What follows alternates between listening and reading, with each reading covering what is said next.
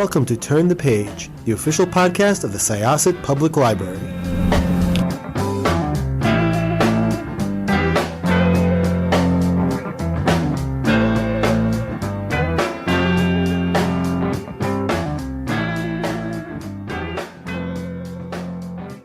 Welcome to Syosset Library's Turn the Page podcast. I am your host today, Jessica, and I have with me the author of a book called Follow Her Down. Victoria, why don't you introduce yourself and tell us about Follow Her Down?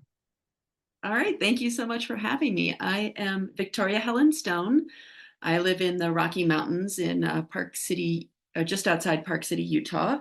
And my latest book, Follow Her Down, is also set in the mountains, but it's set in the Sierra Nevadas. It's my 9th suspense book, and it's the story of a woman whose sister, she's 35 years old now, her sister went missing when she was 10 years old and was murdered.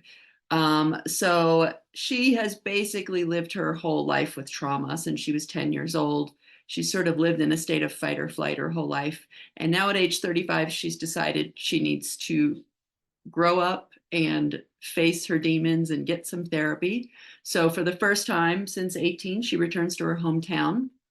But then an ex-lover of hers is found dead in the same place where her sister was murdered. And so begins this mystery of whether or not the two deaths are connected, and all the trauma that it's bringing up in her and her family's life. Yeah, it really was an interesting premise because, a lot of times we focus on, obviously the victim himself, but then after the fact, we don't really talk about what happens to the families and what this does to the families. And for Elise, she's kind of in a weird place because number one, she looks very much like her sister. Yeah. So she's a reminder. And it's a very small town. Yeah. It is a very small town. So she really can't go anywhere without being compared to this, compared to Robin, who was her sister who was murdered. And, she's got other stuff going on. She has something that happened with the ex-lover. It was not necessarily the healthiest of relationships for reasons I will not say just yet because you should read the book.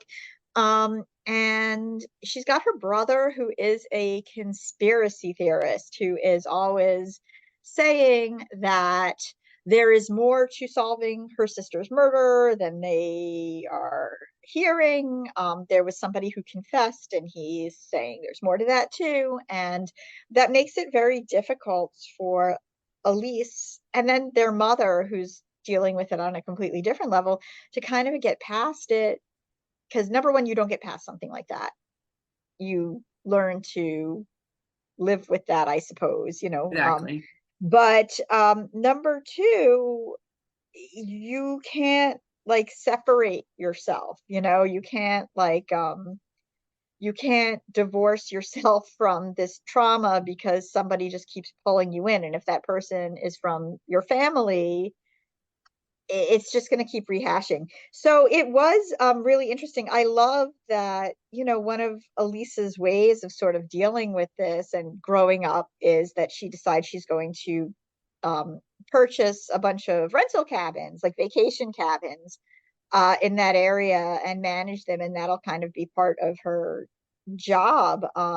It was interesting for her to kind of, that's where we meet her. So where did this whole story come from, and what was the writing process? When you write suspense, are you in as much suspense as the characters and the readers, or are you 100% like, I know when this is going to happen, and this is the ending?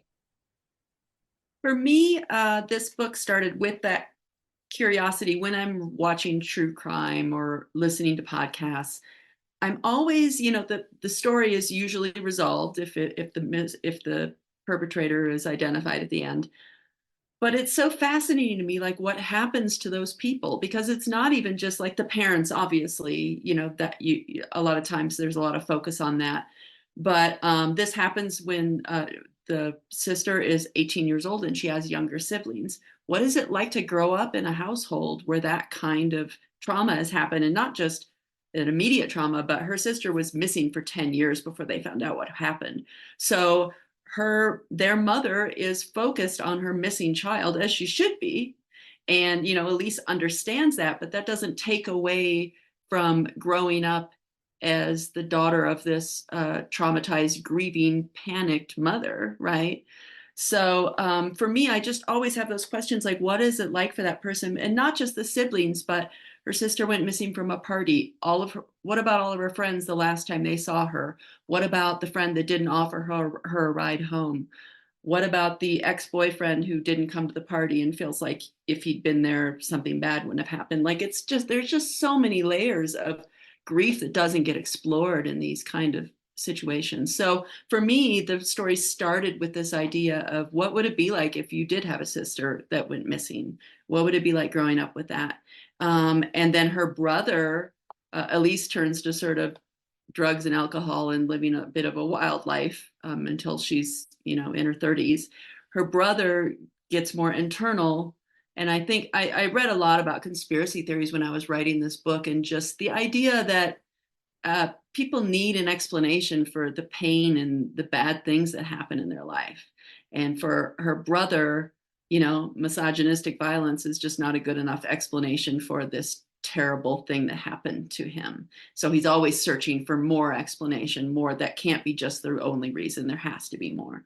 So yeah, that's where I started. And yeah, for me, the ending of that book, I didn't know that was going to happen until I was writing it. So That's always fun to me, to kind of listen to an author say that, because it's different, I think, for everybody. And I feel like unless you write that way, it doesn't make any sense. mhm. But I love it. So, like, were all the characters present then when you started writing the story, or did some pop up at other times? Like, for instance, Daniel, who's somebody from their past who comes back into their life as well. And this is not the ex-lover who was found dead, by the way. Daniel is somebody who was friendly with Kyle, Elise's brother, and the family. Like, was he always in the story? Were Robin's friends Mhm. who Elise spoke to, were they always part of it? I have to write out a plot before I start because my publisher wants to know what the book's going to be about before they give me the thumbs up. But I am naturally a sort of more of an organic writer. So I start with a lot of backstory, and I really know Elise and her family when I start the book. But the other characters, like you said, Daniel, I knew he was going to be in the book, but his personality and their interactions together, because it's a bit of a romance in there, that comes as I'm writing it, as I sort of get to know him and how he's interacting with her. So it's a mix of like plotting out and organic writing. And like for me, I had an ending in mind. And then when I got to the end of the book, it didn't quite feel right. And I just went with what I was feeling at the time. And it all came together. I sort of have this habit of putting all of these threads into a book and then realizing how they come together at the end. And I don't know if my brain's working in the background or if it's just good luck on my part, but I'm hoping that it's, something that's been percolating the whole time. Yeah, no, it's fun. And I think that it was a very good read. It was definitely a page turner. Did you do a lot of your own research? Also, you mentioned you researched conspiracy theories, which I believe 100%. Yeah, people want answers. And there's also, I think, a semblance of control when you're Mm, dealing with a conspiracy theory, because especially with things like true crime podcasts, people want to feel like they're in control of a tragedy, even if it's not their own right. tragedy, which is a whole other story altogether. But I think with the conspiracy theorist or a conspiracy theory, it gives you a similar type of control, even if it isn't 100%. And one thing that really came through was Elise really did love her brother in spite of everything, because she kind of understood where he was coming from. Right. Yeah, so Right. I mean And I that really wanted to made them make I that wanted to made him make him very real. lovable, Yeah. even though he was this crazy conspiracy theory guy. And I love what you said about that. And I think maybe they're two sides of the same coin, because I've always said that this true crime fascination, especially that women have, is almost about practice, right? It's about, what are the signs I should be looking for? What happened that led up to this that I could be on the lookout for? How could I react if I was put in this situation? Um, because the victims didn't have any sort of hindsight advantage, but it's almost like, going, okay, I can see the signs and what happened. And then maybe on the other side of that is conspiracy theories have been historically a much more popular thing with men. um, it might be changing now, but I do think it's like, i I'm not a victim, you know this can't be just explained away by chance, or that I did something wrong for this bad thing to happen to me. It has to be somebody who nefarious who's doing this, right? So yeah, I do think there's two sides of the same controlling idea. Did Elise change as a character as you wrote her? um A little bit. I softened her up just a bit, because I have a tendency to go a little too hard with my female characters, and it's a fine dance with readers to make sure it's somebody who, even though they're flawed, the reader can identify with or sympathize with. So I did. After I got about a quarter of the way in, I realized I needed to change a few things about her. But then her character arc for me is about learning to be more vulnerable and uh, trust herself and trust other people, which obviously is not easy when there's all these mysteries going on. So part of her journey is just recognizing that she doesn't always have to be in that fight mode of constantly on guard, and just learning that she can sort of try to trust other people in her life. How did you begin writing suspense specifically, but in general? I always wanted to be a writer. When I was growing up, I was the youngest of a single mom, and we didn't have any money, but my mom was a big reader. So we were always going to the library, always going to used bookstores. I mean, books were everything to me. Um, and actually, my mom's name is Helen, and that's my middle name. So one of the reasons I used that name, Victoria Helen Stone, is because I wanted my mom to see her name on books. Um, so anyway, I started writing romance 20 years ago. And I think I wrote, let's see, almost 29 romances. So one of my romance editors had left and gone into a different publisher. And she asked me for several years if I would write something for her that wasn't romance. And so that was where this idea, my first suspense, came from. And I was scared. It's scary to walk away from something that you understand and know all the ins and outs of, and try something new. But yeah, then that's all I've been writing since then. Amazing. And how long does it usually take you to write your books? The actual sitting down and writing is about 4 months. But then there's revisions for a good 2 months, and then proofreading and editing. And then after that's all done, I move on to brainstorming the next book, and then spending some time with it, writing a synopsis, going back and forth with my publisher. So I write one book a year now, but I get a couple of months off in that time period to just do nothing except gather new ideas, basically. When I was writing romance, I would write 2 to 3 books a year, so there was no there was no time off. Do you prefer romance to suspense or suspense to romance, or are you sort of like on the fence? it's kind of a funny progression when I always have read romance and like suspense slash horror my entire life.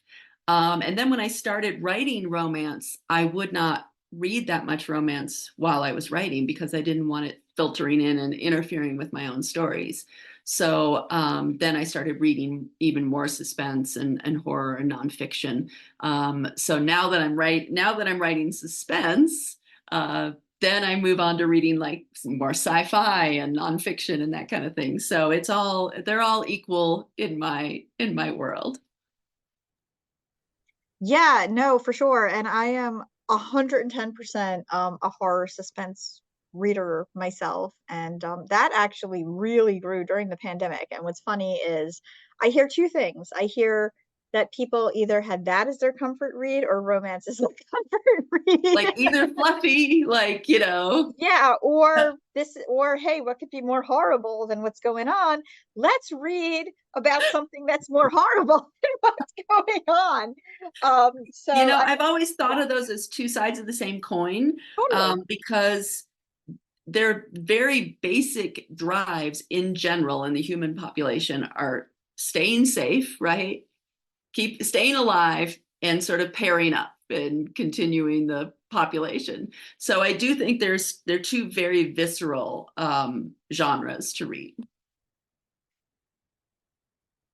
Yes, absolutely. And I recall like way back when I was in college and I did film theory, my professor, who was my advisor, would really say, because when he taught the intro to film theory class, he taught it a few different ways. I took the horror version, which when I started, I was like not a horror person. And then by the Mm. time I ended, I 100% was. But he usually did that or like American musical rom-com, and he would Oh, say that, like you were saying, there is especially slapstick comedy or slapstick rom-com has mhm. such a kinship with horror because they both get you to emote. They Mhm. both get you to cover your eyes or to sort of be dreading. Like you can see what's coming next, Yes. and they get and you have that sense of dread, like, and whether that sense of dread is the hero or heroine, are they going to be embarrassing themselves in front of people they like, or is somebody going to be murdering them? Yes. So even though it's a completely different outcome, I think It's a sense of suspense, right? exactly. It is a sense of suspense. So yeah, I love that you said that. And this was a really suspenseful book, and I really liked it. And I think the last question I have for you, and I don't want this to be a spoiler, because I am thinking a little bit about, like you said, about Elise's love interest, Christian, who again I don't want to talk too much about because I really just want the readers to kind of be dropped into that, and kind of see what happened with that. But the title, where did it come from for you? Oh my gosh, I'm terrible at titles. I think we went through about 10 title rounds of lots of titles in each round. Um, and we couldn't really figure anything out. And I don't even know how. I think I'm the one that came up with Follow Her Down, but for me, it just works on several levels. So it's one of those things where we go through title after title after title, and finally I think, oh, wait a minute, I think this might have something, because it's follow her down the trail that she's following, follow her down to this spiral that she's in, right? And there's a river that features in the story. It's in the mountains, so there are cliffs and trails and all that stuff. So I thought it really, when I finally came up with it clicked. Wonderful. It really works on so many levels. Well, thank you so much, Victoria Helen Stone. Check out Follow Her Down. It will be a huge hit for you thriller suspense readers. And what have you got on the slate? Anything coming up? Yeah, I am actually just finished up the first draft of my next book, which the tentative title is called Bald Faced Liar. And yeah, that one also started with backstory about what happened to the kids who were involved in the satanic panic of the 80s and 90s. So I will be chatting with you about that because that is actually by far one of my favorite topics because it is so wild. It is wild. It is so wild. And it's like every time you hear about just a different story that came out during that time, you're just like, wait, what? Yes. And well, Yeah, these little kids, like, yeah, did they must have thought, some of them, that that for them this actually happened to them, yeah, right? yeah. Like, Yeah, and but again, it's like, then when you kind of revisit it and like you revisit the people who spoke to them and you're just like, like what were you like what? the interview techniques are insane. Yeah, yeah, for sure. And it's just crazy. Yes. Yeah, no, I read a very good book that was kind of set around that as well, recently Mhm. called oh God, Black Rainbow. That was also very good. But Ooh, I'm gonna yeah, check it out. for sure. But anyway, thank you again, Victoria Helen Stone. Check out, follow her down. I am really, really, really looking forward to Bald-Faced Liar. We will be talking about that. And I am going to close this chapter of Turn the Page. It's time to close this chapter of Turn the Page. Join us for the next episode.